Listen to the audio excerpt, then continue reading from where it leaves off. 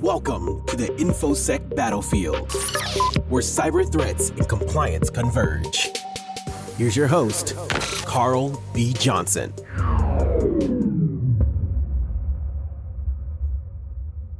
Greetings, listeners, and welcome to another episode of InfoSec Battlefield.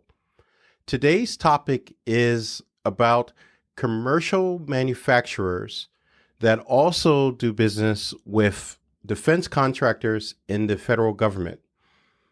I can easily say over the years, I've had at least 100 conversations with manufacturers that yesterday they were only manufacturing widgets that say their customer was Walmart, and now they are doing business with large defense contractors like your Lockheed Martin, Raytheon, etc. What normally catches these manufacturers off guard is the amount of regulations that is involved when you are doing business with a defense contractor or with the federal government.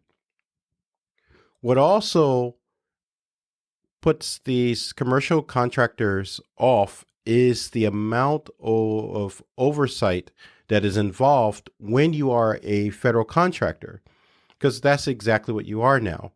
You went from just developing a widget, which was fine, to now changing that SKU and developing that same widget for a defense contractor or a federal agency.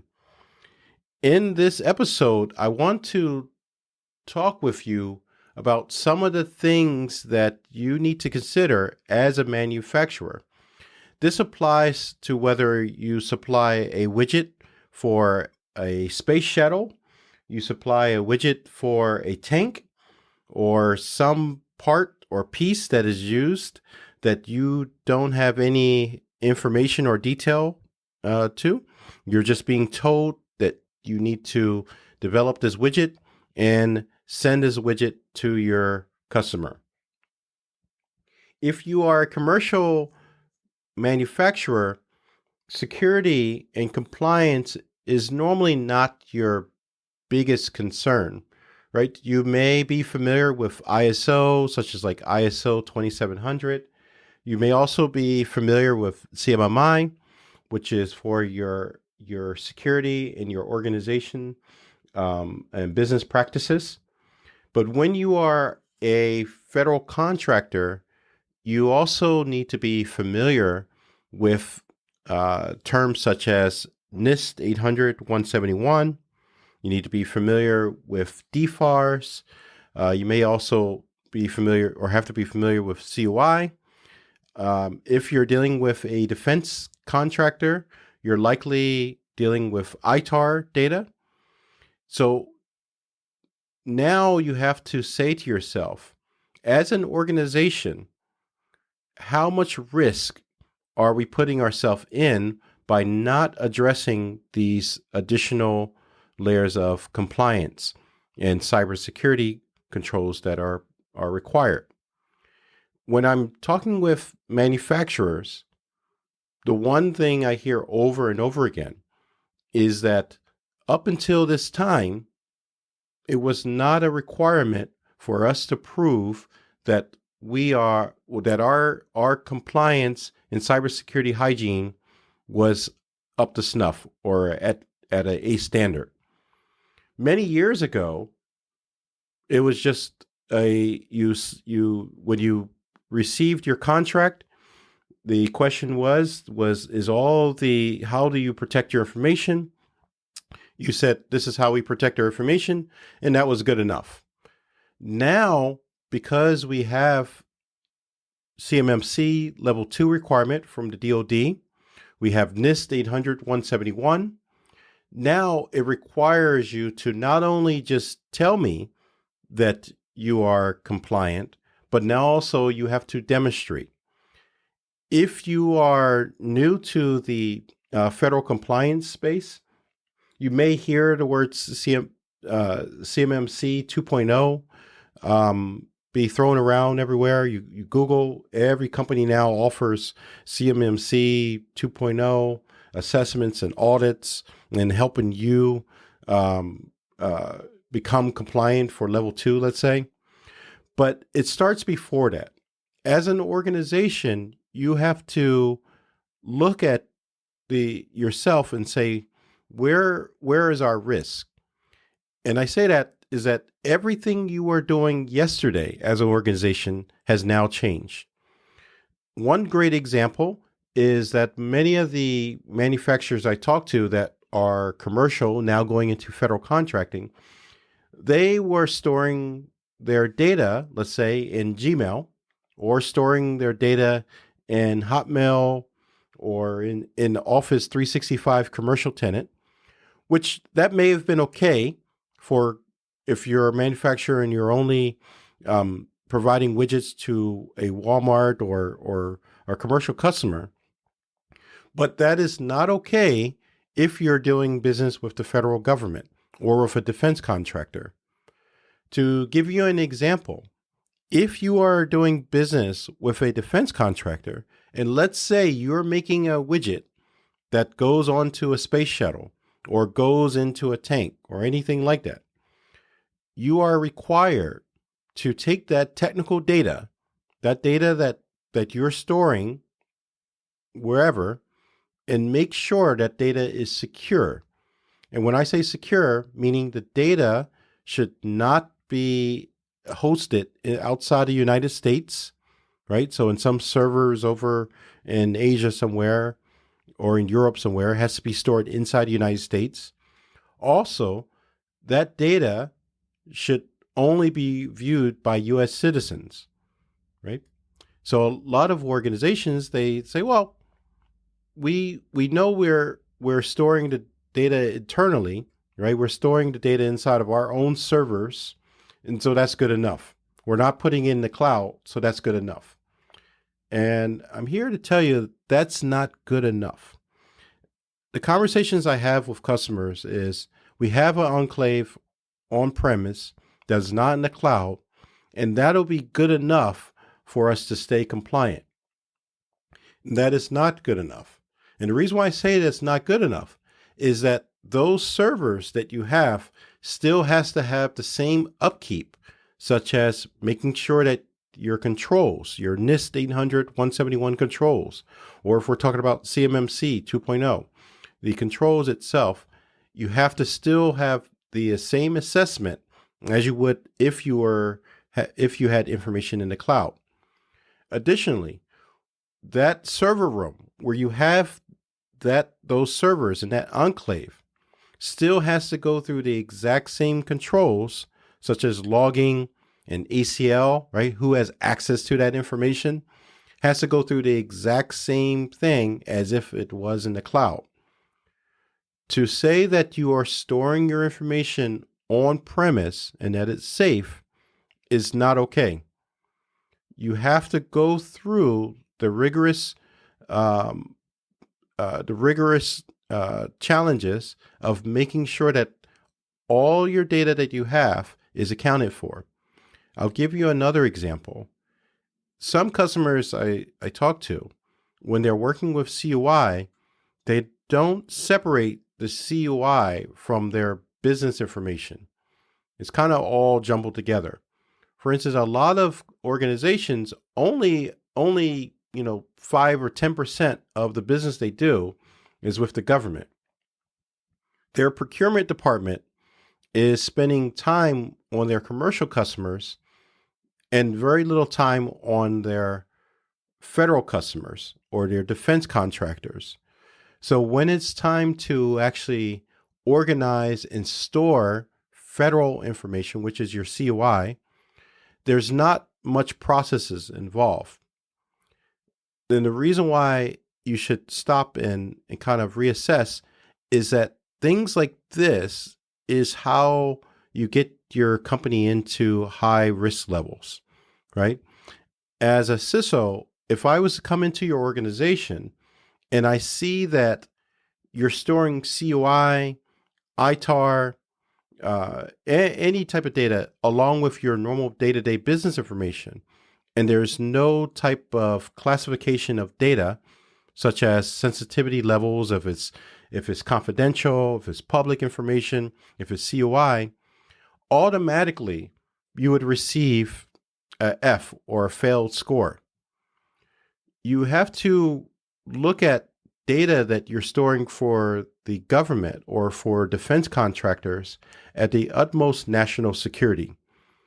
I know you might say, well, it's just a widget that we're making, right? We were making the exact same widget when we were commercial. We just changed the SKU number, and now we're making it for the federal government. But the name of this very episode is all about the optics, right? So think for a second.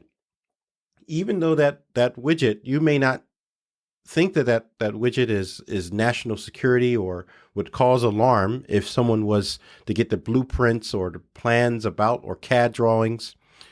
Think about how it looks in the newspaper if your organization was breached.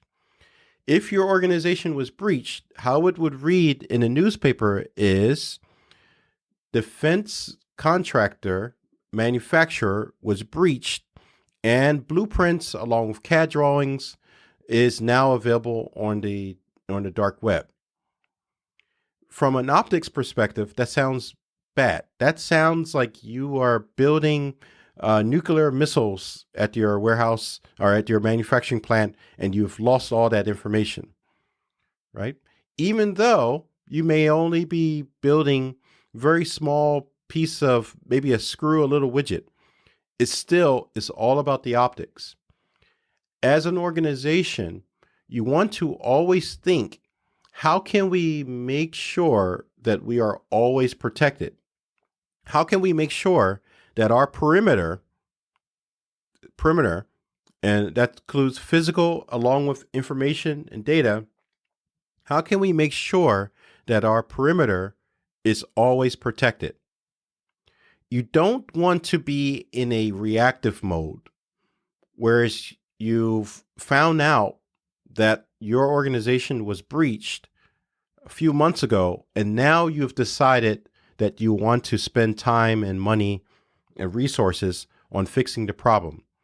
And I find too often at a time, that's exactly how organizations deal with information breach, security, and compliance. Rather fix the problems ahead of time, right? Where I was talking about NIST 800, 171 and DFARS and understanding your controls. That's always the best way to deal with your organization and your data and risk. You never want to deal with it after the fact. Once you've had a breach, your reputation is now doomed. Your customers will never trust you again. And more importantly, those federal contracts that you had before, because you signed on a contract that you are responsible for securing the government's data, that would likely lead to you not being able to do business with the federal government ever again. Taking time out and making sure that compliance and cybersecurity is a larger concern for your organization will save you lots of time and sleepless nights later. A perfect example, and I see this often, is that an organization will sometimes, even before they receive any kind of federal contracts or doing business with a defense contractor, they will make sure their organization stands up against the most rigorous NIST 800, 171 controls, even beforehand. So for many organizations, you may already deal with ISO 2700, which in some ways is very similar to NIST 800, 171 or NIST 853, very similar. So I always say, and I advise to organizations, if you're going to spend the time and become ISO 2700 certified, then take the extra time and energy and go down the path of looking at what is required to become NIST 800-171 and CMMC level 2.0 level 2 compliant.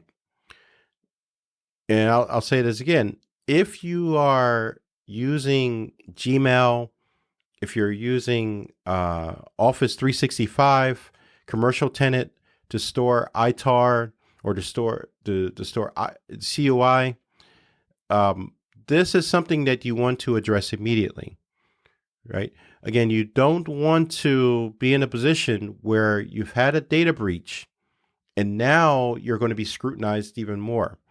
That's when you start to peel away the onion and start to look at exactly how are you storing all your data, not just the federal data, but all your data, right? Are you providing classifications to your data? Do you know where your data is? Which I think a lot of companies do not. And here's a great example. If you are an organization and you're emailing, let's say, blueprints, technical data, CUI to your vendors, to your suppliers, well, how are they storing your data, right? Where are they located? One customer that we worked with a few months ago, one of their suppliers was in China. They won a contract with the federal government, and that supplier continued to be their customer. The portal that they uploaded all of their blueprints and all of their information to all of their suppliers remained available to the supplier that was in China. So anything related to technical data was now available to those suppliers. What our customer did not understand is that there is restrictions around ITAR on which countries the United States does business with, especially without a license. In order to do business with some countries, you need to apply for a license through DDTC and the State Department. This part was not clear to our customer, which we helped them out with. But none of us say there's many manufacturers that they just want to focus on manufacturing. The overhead of compliance, the overhead of cybersecurity, they do not want to be involved in that part of the business. But even though you don't want to be involved in it, soon as you sign the line that you want to become a federal contractor and you want to do business with a defense contractor, you're now in another ball league. You're now when it comes to compliance, you're now looking at things entirely different than you did before. Another example I want to give you is that when you're a commercial manufacturer, you're not necessarily looking for the most expensive, let's say, hosting for your website or the most expensive domain register, or your where you're storing your documents and your information. Soon as you become a federal contractor, that's when it's time to say, hey, how did we do business last year, right? When we were commercial, we need to reevaluate how we do business this year, now that we're a federal contractor. You cannot use ignorance as your defense. If you are audited by the federal government or even a defense contractor, you cannot say to them, oh, we didn't know, right? The information is available. The information is out there. You're signing contracts that you're doing these things, that you are compliant. So you cannot use the defense that we didn't know any better, and that's why we're not compliant. And make sure that in your next stakeholder meeting with upper management, with your executive team, that you bring in the risk that is associated with compliance, and which is also associated with your customers that are defense contractors. You want to most definitely remain proactive as much as possible. Never be on the lines that you are reactive. And for instance, I talked with one customer, And I asked them, how many times has your company been attacked? And what I mean by attacked, meaning someone from the outside or inside, if we're talking about insider threat, tried to access information such as your technical data, COI, different things like that. How many times? And the customer did not know, right? So that's something that you want to always know a number, right? And if you don't know that number, you want to, again, reevaluate your systems and your processes that you have in place. It's the same thing when we're talking about penetration testing, right? I see it all the time when we're going and signing up a new customer. The customer provides us with all of their penetration testing that they have done. And I look at when's the last time they did penetration testing, and it was 6 months ago. Well, that information is out of date. As an organization, you have changed. Your systems have changed. People have come, people have gone. You have installed software. You've taken software off. Penetration testing is not a number that you want to use to decide what's your actual risk. Instead, you want to use how many times have you been attacked as an organization, meaning someone tried to infiltrate your systems. And then also, how many times were you able to prevent these attacks, right? Just doing penetration test scans does not give you a clear number, right? It's just looking at what weaknesses you have in your system, but it doesn't necessarily tell you how many times you were attacked and how many times you avoid being attacked. Look at things differently than you would before. Again, now you're in an entirely different league when it comes to compliance and security. In future episodes, we'll discuss deeper into some of the remedies and some of the ways that you as an organization can protect yourself. And more importantly, make sure that you are not in tomorrow's news as one of the many companies that are being breached. You always want to keep security and compliance in front and understand where your company stands. Thank you for listening, and please subscribe and join us next week for our next episode. If you have any questions whatsoever, please leave comments or contact us through our website, where you can get more information about this episode and future episodes. Thank you and have a great day. Thanks for listening to this episode of InfoSec Battlefield, where defense meets the digital domain. Make sure to like and subscribe on your favorite podcast platform so that you never miss an episode.